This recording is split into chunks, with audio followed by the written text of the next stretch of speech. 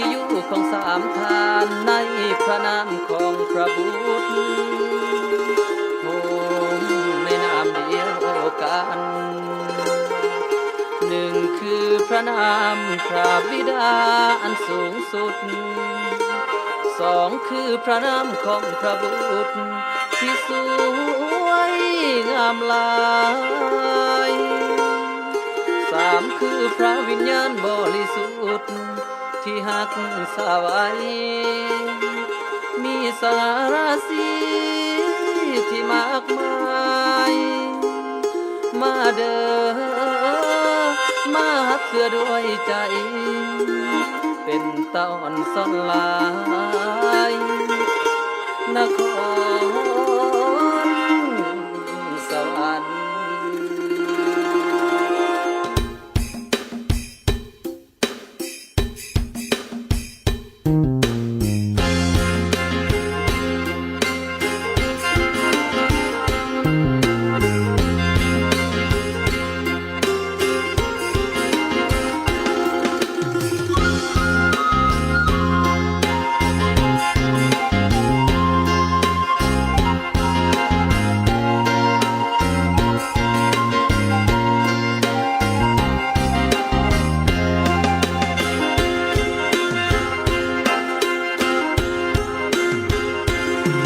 แฟนดินที่มีหลายสนเฝ้าร่วมกันเข้าอยู่ในนค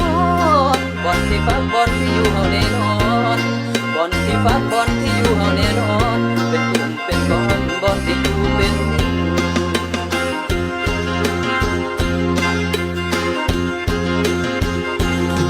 12ชนเผ่ามีหลายชนชาติอยู่ใต้อำนาจของพระบิดาเจ้ามีเทวดาหลายกองทัพมาเฝ้ามีเทวดาหลายกองทัพมาเฝ้ามาหักษาสิเขาเป็นกัน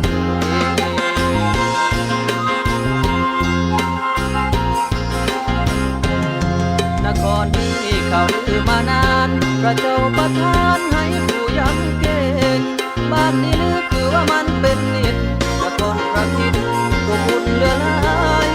อาวุโส12ท่านนาไทยตระกูลยิ่งใหญ่อยู่ในนครนี้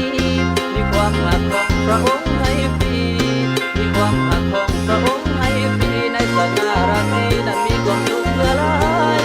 พวกที่หักก็เข้มขันจริงใจพวกเฮาที่ได้อยู่ในนครนี้12ชนเผ่ามีหลายชนชาติอยู่ใต้อำนาจขององค์พระคริสต์นครสวรรค์จะสุขที่สุดนี้นครสวรรค์จะสุขที่สุดนี้ในแผ่นดินนี้มีแต่แนวนาสะอ่อนอ่อนซ้อนเด้